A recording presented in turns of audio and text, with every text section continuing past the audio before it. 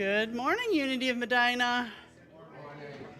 Hey, Ellen, you might want to scooch that chair over or sit in a different row so you can see something more than that. There you go. Because if I can't see you, you can't see me.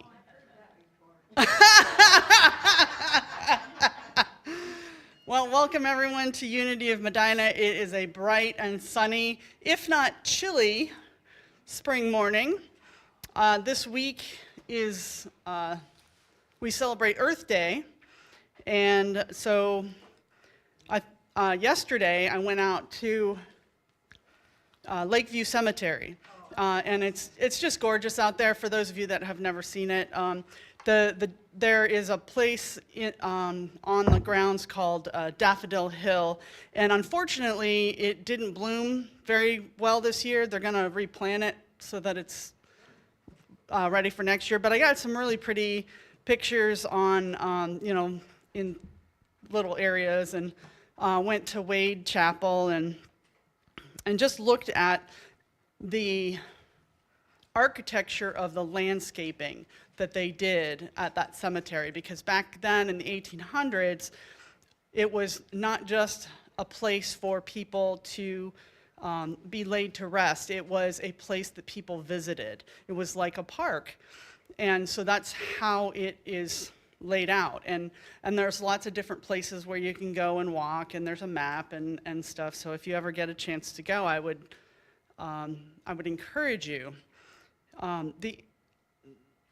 What I found about it was that there were lots of different places where you could just sit and be. So there's like different stools and chairs and stuff like that, benches where you can sit, and you're not necessarily looking at all the different grave sites. They have a wonderful man-made lake behind Wade Chapel, and so you can look out across the landscape and see all the beauty all around you. Now, we don't all have the opportunity to go to Lakeview Cemetery all the time, so I encourage you to just take a moment every day to be curious about the living things around you and what we can do to create a more sacred connection with nature. When I was younger, we'll get to the prayer in a second. When I was younger, there was this show called Monk. I don't know if any of you remember, but he was very OCD, he was on the spectrum, but we didn't know what that word was at the time. There was one episode where he said something that at the time I thought was very profound. And it was during my I don't want to get, plant things and grow things and prune things phase. And he said, nature is dirty. And so that was my mantra for like a decade, was whenever somebody said, well, you should just go, go plant a garden or, get yourself some flowers. I'm like, nature's dirty. And it is. But so is life. Life is messy. Things don't always go the way we want to, but one of the things that we can do in nature is take time to pause, to sit back and reflect on where we are and where we want to be. And I have since gotten over my nature's dirty phase. I have lots of flowers that or plants in my house that have been thriving because I changed my attitude, and I talk to them, and we have a nice friendly relationship. They don't take over quite as much as my cat does, but there's that. So anyway, I'm just saying to be grateful for what we have already and what is to come, because we are in unity after all, and we believe in a vibrant and abundant universe of possibilities. So I'd like to go ahead and go into prayer.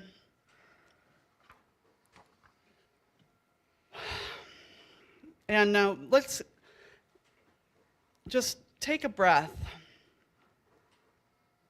And as we're breathing in and out, remember that each breath that we take is connected to each other breath that is taken. As we breathe out that carbon dioxide, the trees are breathing it in. As they breathe out the oxygen for us, we breathe it in. We are one with all of creation. It is our sacred duty to be wise caretakers of this earth.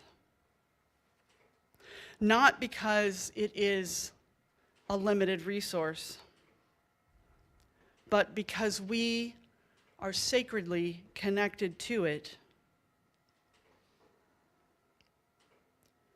We take this opportunity as one in spirit to be thankful, to share our appreciation for all of God's glory, for the birds, for the fish, for the animals, for the trees, for all of the species that have yet to be identified.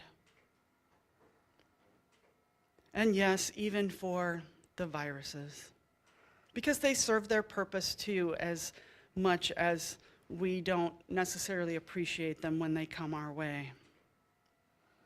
Everything works in symbiosis to create the perfection that God was inspired to create. And we say, thank you, God, for everything in our world, knowing that we, as caretakers, can create a better one with each step we take and each action we take to remember the sacred. And so it is. Amen. All right, if you're able, please stand, and we'll put some energy into the room with our opening song.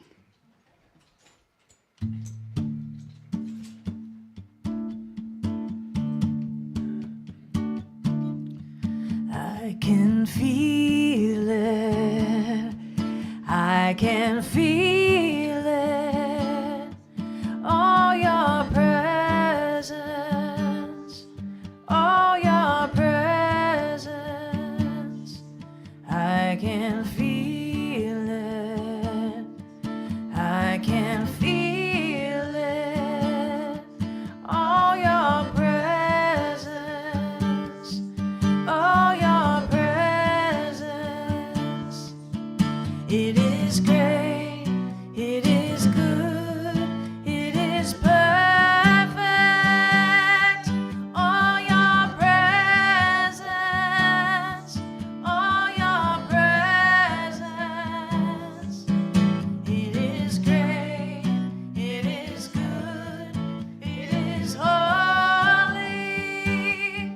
All your presence. All your presence.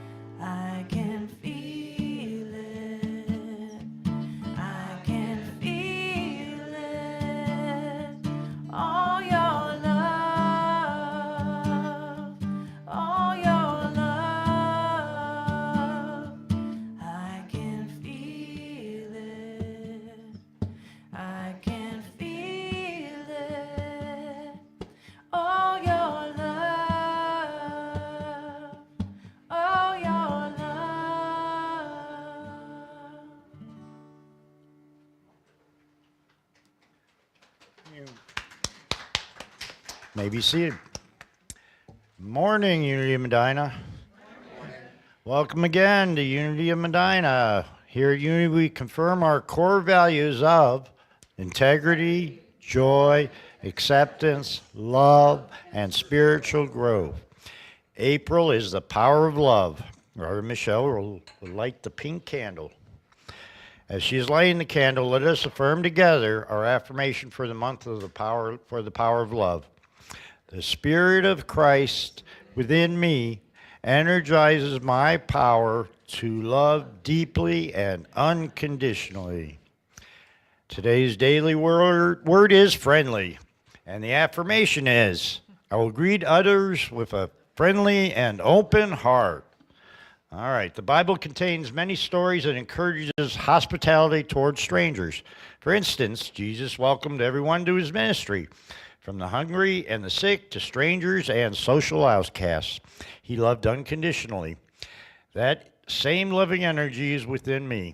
When I greet others with a friendly smile, I am only sharing one of the great lessons of Jesus. I'm expanding my world and giving myself the chance to learn and grow. If I feel hesitant meeting new people, I remember how it felt to be welcomed by friendly people when I was new to a school, job, church, or town. I was grateful for those people who extended themselves in friendship to me. These memories inspire me to be friendly now. Today's passage is taken from Matthew chapter 26, verse 35. For I was hungry and you gave me food. I was thirsty and you gave me something to drink. I was a stranger and you welcomed me. Now, and you will prepare us for meditation.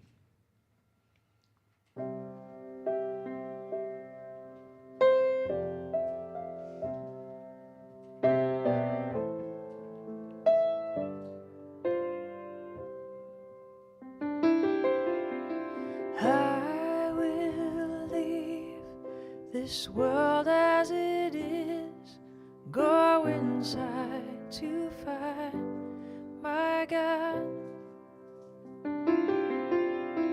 I will leave this world as it is, go inside to find my God.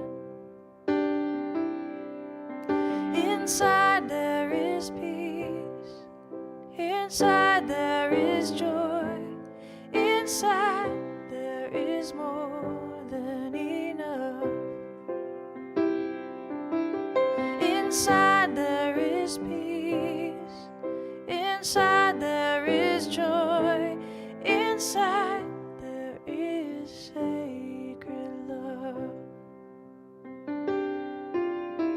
I will leave this life as it is, go inside to find my God.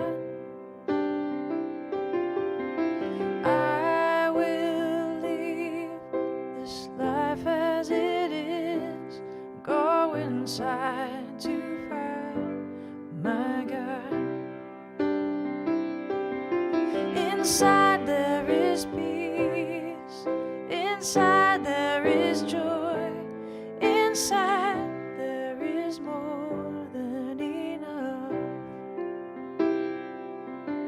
Inside there is peace, inside there is joy, inside there is sacred love. I will leave this day as it is, go inside to find my God. I will leave this day as it is, go inside to find my God. Inside there is peace, inside there is joy, inside there is more than enough. Inside there is peace, inside there is joy, inside there is sacred love.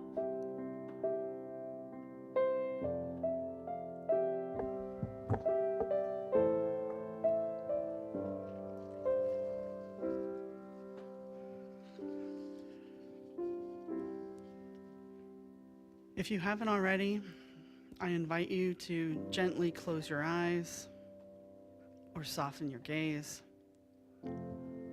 Take a slow, deep breath in and gently release.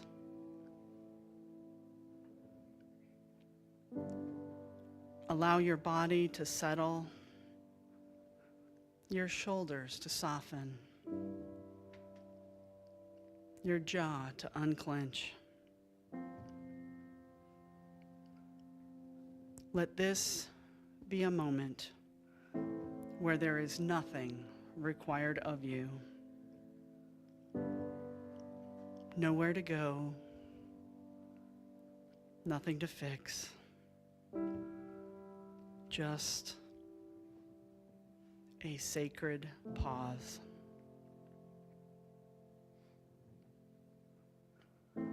Bring your awareness to your breath.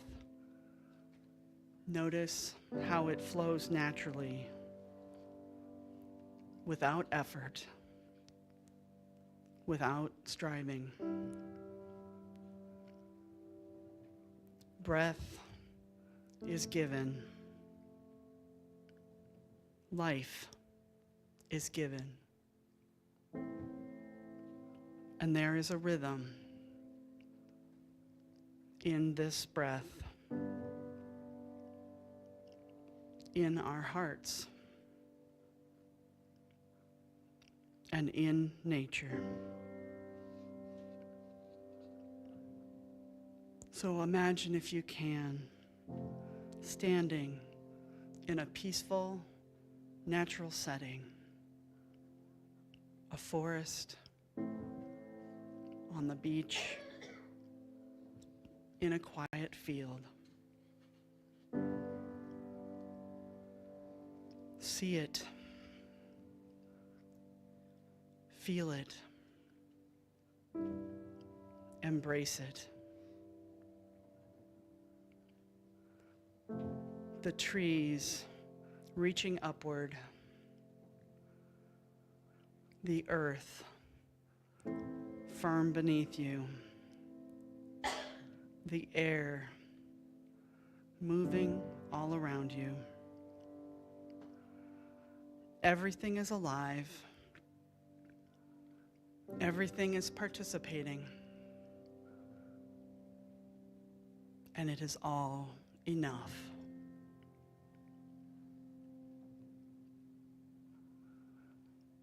Now become aware of that steady flow that is in nature, also moving through you as divine intelligence. The same presence that fills this earth lives within you. You are not in nature. You are of nature. You are part of this sacred divine expression. Rest in this for a few moments as Angie continues with her sacred music.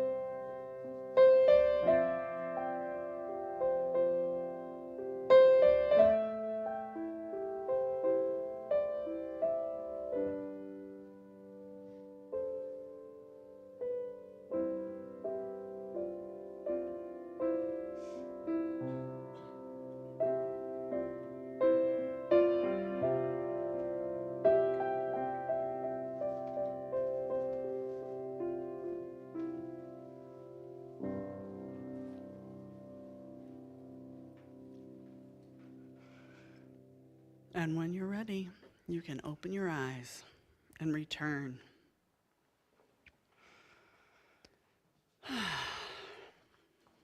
That felt good. So I started thinking about what I was going to say today, because there's so many different ways that we can talk about the earth around us. And I was reading some different articles and looking through some different things, and I came across this article on unity.org that talked about Ralph Waldo Emerson. Let me say that again. Ralph Waldo Emerson and his connection to unity. Now, I also found a book on my shelf that I hadn't read yet. That's weird. Called Natural Abundance by Ruth Miller. And she was a Unity author. And surprisingly, the book is about how Emerson worked in unity and how we could create a natural abundance through his teachings as well as through the teachings of unity.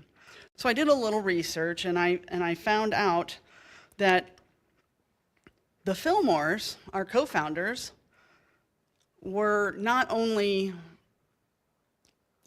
studied under Mary Baker Eddy of one of our other New Thought movements, but also studied very intensely the writings of Ralph Waldo Emerson. And from this moment on, we're just going to say Ralph because I can say that word.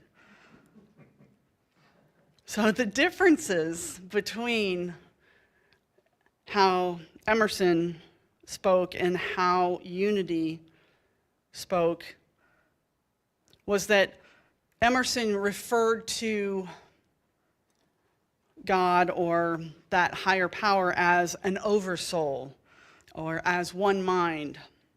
And then in unity, of course, we call it one power or one presence or substance.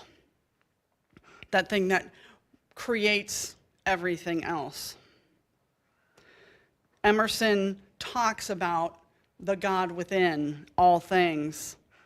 And in unity, we talk about the divinity in each thing. Emerson goes on to say that nature reflects spirit. And we agree in unity that creation expresses from divine mind. That is, the things that we hold in our minds become our reality. And Emerson used nature to return to an inner awakening. And we use prayer and meditation. But many times our meditations revolve around things in nature. And then they both believed that truth was universal. And it was this idea that truth is universal that the Fillmores used most extensively. So he didn't create a new truth, he just related it to nature and how we could see that presence in everything. So the Fillmores also did not invent truth, they just provided a structure around it. Their observations based on what they learned from other people. And so we also know, I know through advanced teachings that we can find that same universal truth in every religion, every movement, every idea that we believe in. So when I started thinking about Earth Day, I started thinking about, It's always about recycling. It's always about conservation. It's always about climate conversations and what we can do to restore the earth to its grandeur. But a lot of times it also talks about limited resources, things that we can't get back if we keep going the way we are. But I was thinking about how that sets us up for limitation and lack in our thinking. So instead of saying, how can I save the earth? I thought, well, how can I participate in the earth as a partner? Because what we want to see isn't what we are losing out on, but what we can connect with, what we can belong to, what we can create together. So Earth Day in the past might have originated through that thought of urgency and scarcity. But I invite us to think of it more as a sacred relationship and a sacred awareness. So we don't have to care for the earth because it is running out, but we create and care for the earth because it is sacred. And that definitely creates in me a new space of awareness. So I told you earlier that there was this book by Dr. Ruth Miller, and she connected the dots between all the things that Emerson wrote about and how we can use what he wrote and how he expressed to find a deep natural abundance in the world. So many times when we think of abundance, we think of financial abundance. We think of prosperity in those terms. But abundance means so much more. Abundance can be having great and wonderful relationships. It can be vibrant health and vitality. It can be having your needs met, knowing that you are safe and secure. And it is also just creating that space where you can be one with the universe. And many people do go into nature and do things in nature all the time. Like I said, about planting and gardening, and Connie goes on her nature walks, and I'm sure others do other fabulous things. I remember reading about there's a new fad in Japan called forest walking, and they actually take people on journeys. So they're like guided meditations where they walk through the forest. And I remember as a younger person when I would go to camp, summer camp, or Girl Scout camp, we always spent time going for a hike or moving through nature in some way. Many times we would collect different things and then we would make something out of them, like pine cones and rocks and things like that. But mostly we just observed. And I always felt like I could feel that connection with the trees that were next to me. And as I grew up, every time I went to a park to go for a walk or to just sit, I know at that moment that I felt safe and I felt one with the universe. But somehow when I am not there, I forget. The busyness of the world, the busyness of my life continues to evolve, and I forget.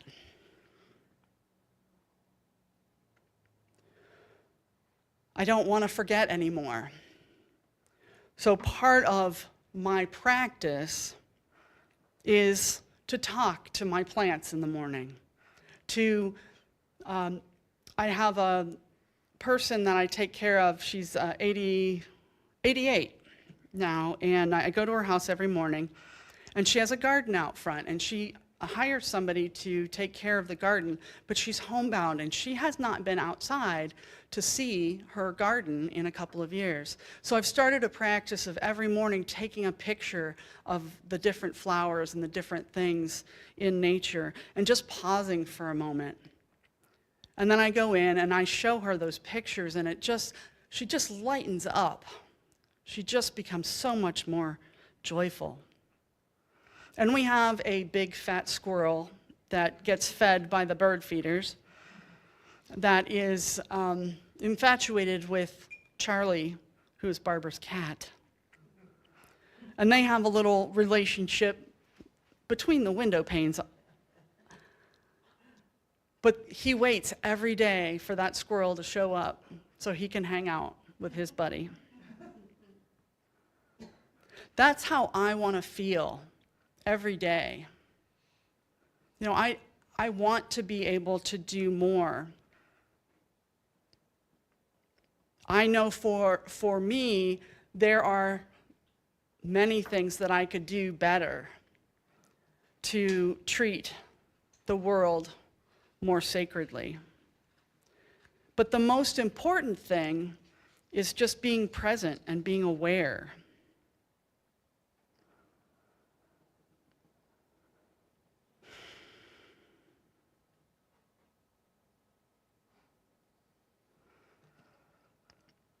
The idea of natural abundance is not that it is something that we have to create. We are not manifesting things in our lives from nothing. Those things are already available. That substance carries all the same ideas and thoughts and things within that will also be without. I mean, think of a seed. A seed can grow 1,000 trees. One drop in the ocean is connected to every other body of water. The fact that we are filled with the same amount of water that the earth is not an accident. And that if we just did one small thing to remember how sacred our life is and how the earth's life is connected to us, we can be better stewards. We can live life more fruitfully. I found another Unity author, Russell Kemp, and the thing I remember him is a poem called "This is the Year," and I usually read it on New Year's Day because it's about this is the year that is for you, and it's longer than that, but he wrote a book called Living Youthfully. And so his premise was that life is not just a static thing, that in each day we are constantly renewing, regenerating, and expressing. So his idea was that, we know that the cells and atoms in our body are almost identical to the cells and atoms of every other living thing. This table, or this podium, is made of wood. That wood has almost the same DNA that I do. There's just a few differences that make it a wooden table as opposed to a human. I mean, that's just amazing, right? When I remember that, when I become more aware of those things, life just seems so miraculous and so beautiful.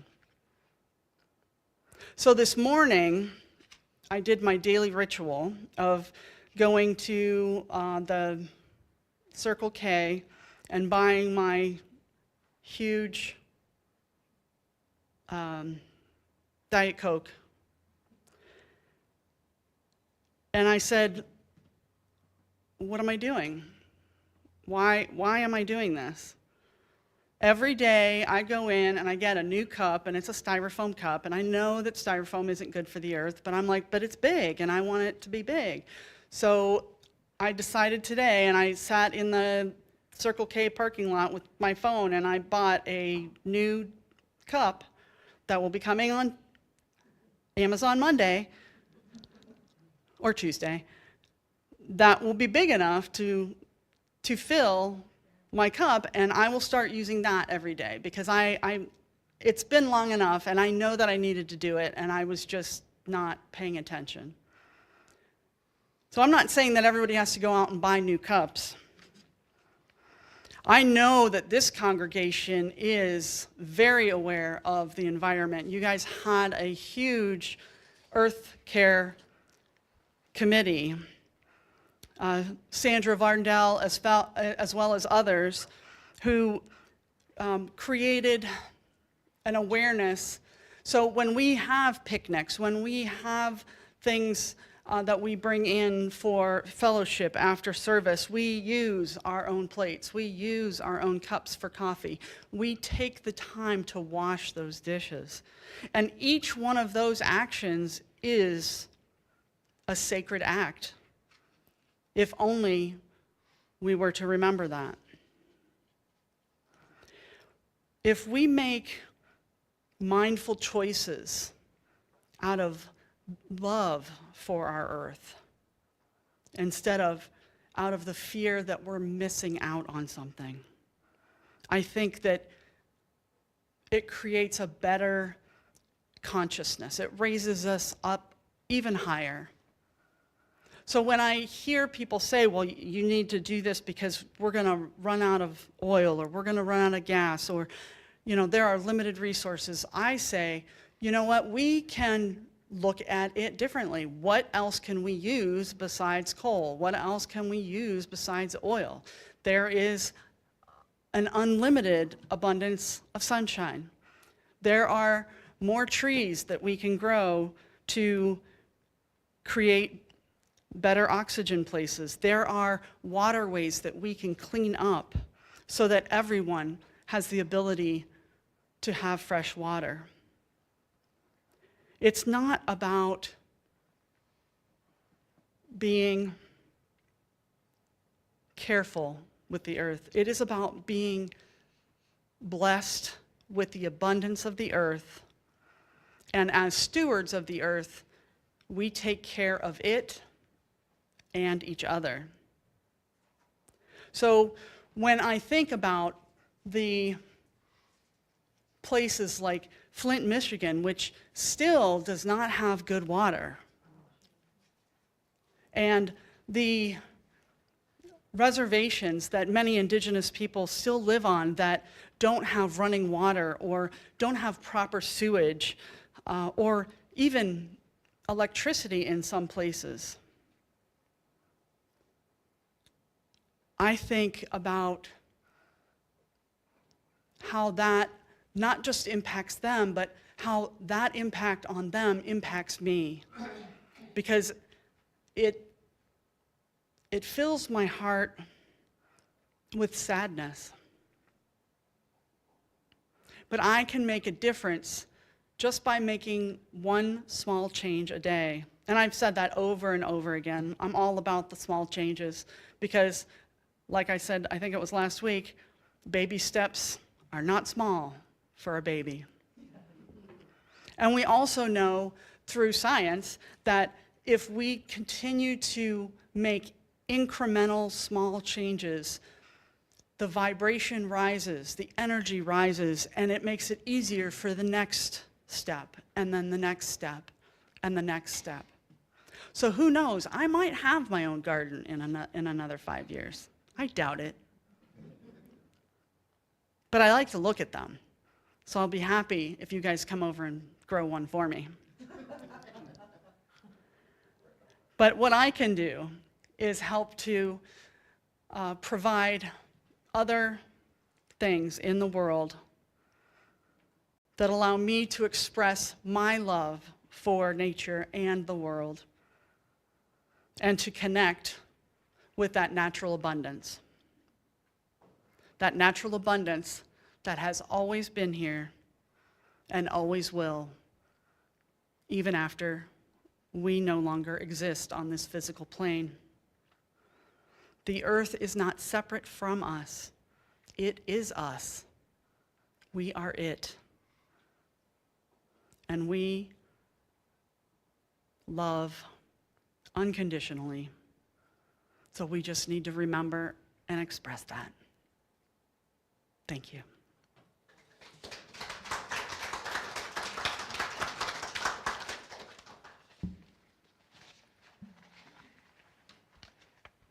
On that note, I'm going to play the garden song. It's not by John Denver, it's by David Mallet.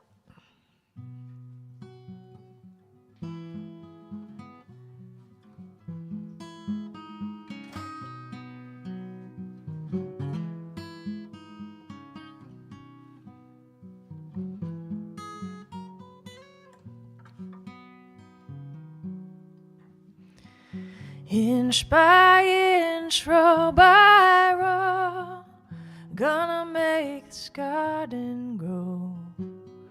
All it takes is a rake and a hoe and a piece of fertile ground. Inch by inch, row by row, someone bless these seeds I sow. Someone warm them from below till the rain comes tumbling down.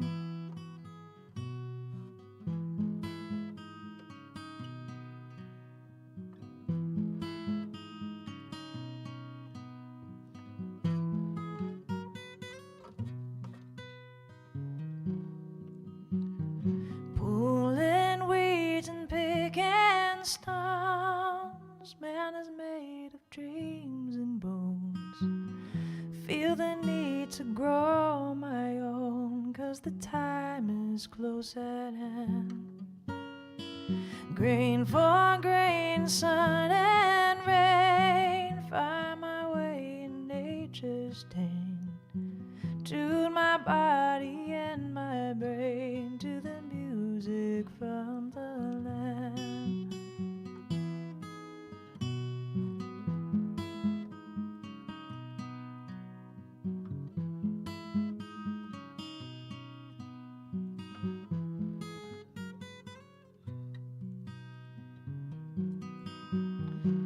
Plant your rows straight and long, temper them with prayer and song. Mother Earth will make you strong if you give her love and care. Old crow watching hungrily from his perch in yonder tree. In my garden I'm as free as the feathered thief up there.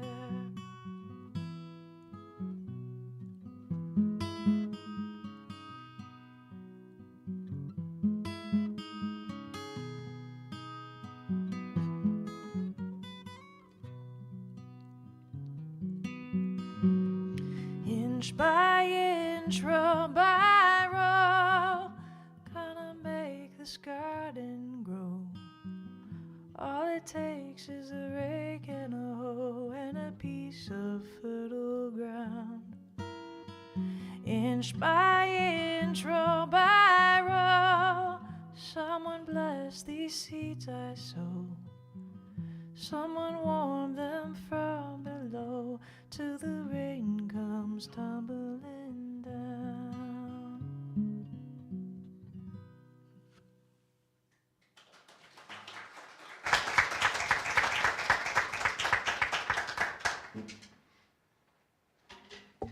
Thank you, Angie. That was beautiful. I love how you reinterpret songs. All right, announcements for April 19th, 2026, March finances. We had an income of $6,798.59. Yeah, awesome. Give yourselves a round of applause. Yeah.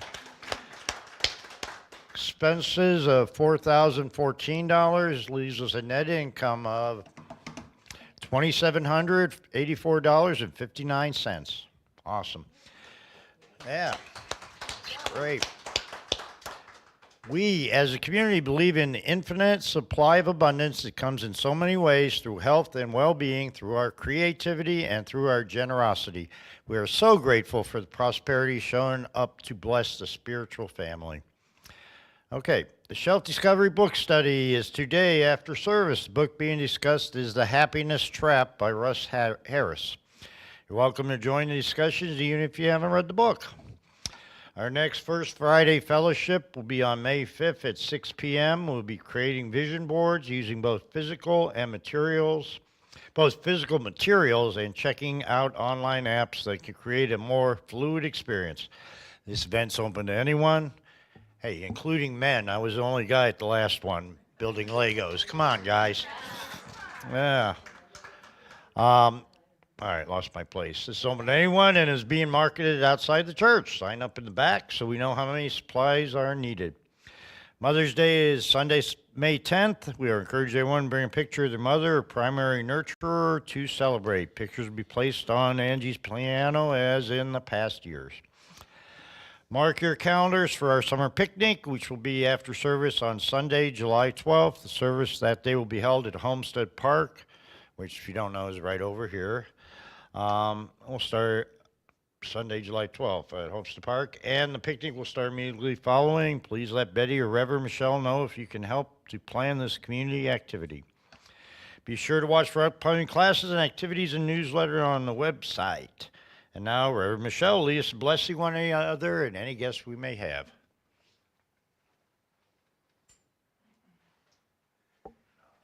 And those sign-up sheets really are at the back this time. It only took 3 weeks, but I got there. All right. It's good to see everyone's faces today. I want to take a moment just to acknowledge everyone that's here. All right, anybody that's here online. So let us take a moment to bless each and every one of us. We love you. We bless you. We behold the Christ in you. Thank you for being here. And now is the time in our service where we collect our offering. We know that everyone lives from a place of abundance in some sort of way. We know that we did good last month, but we want to keep that momentum going so that we can continue to have a thriving and growing experience here and offer more things for our community.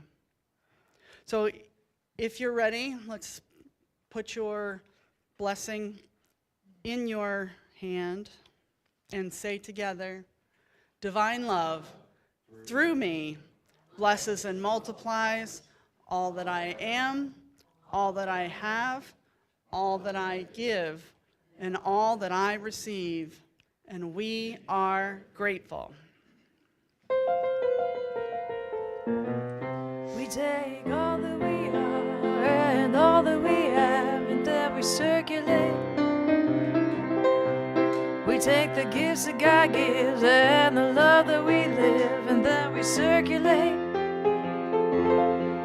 We look around and we share to show others we care, to extend God's plan of love, to be all that we are, to share all that we have. We circulate.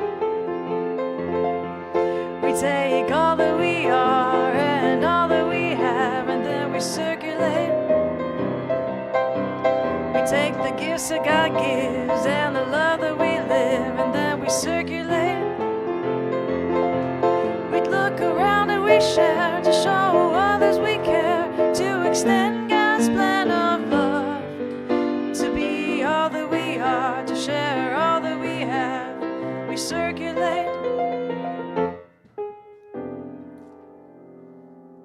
We are so grateful for the gifts that have been received today, the blessings that it will bring us as a community.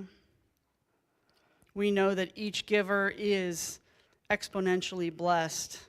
As they give, so shall they receive.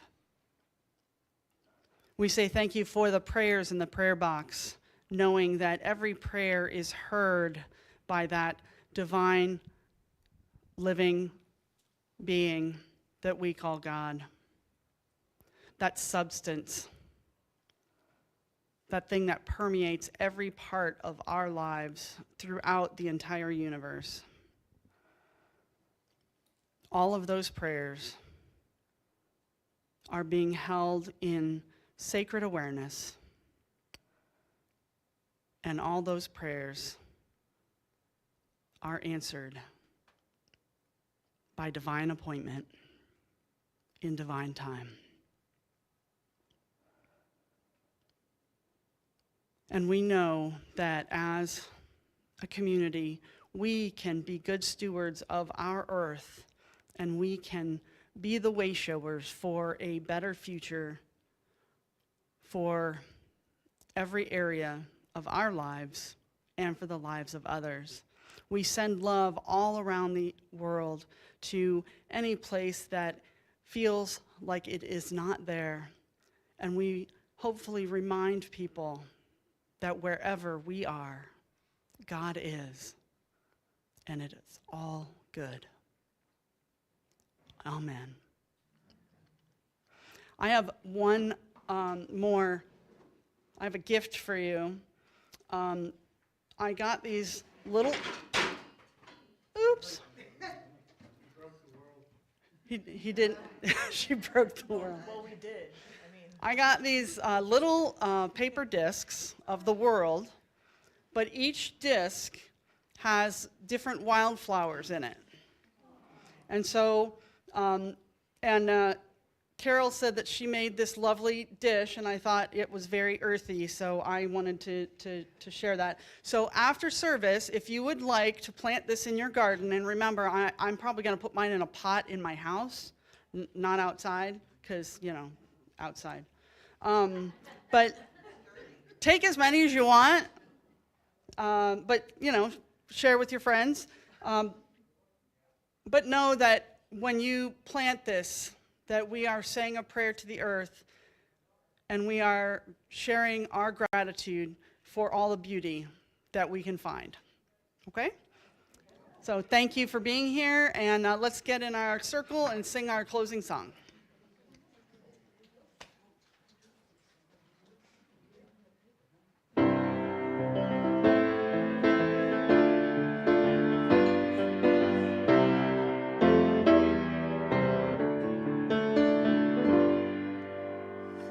Let there be peace on earth, and let it begin with me. Let there be peace on earth, the peace that was meant to be, with God as Creator. United all are we. Let us walk with each other in perfect harmony.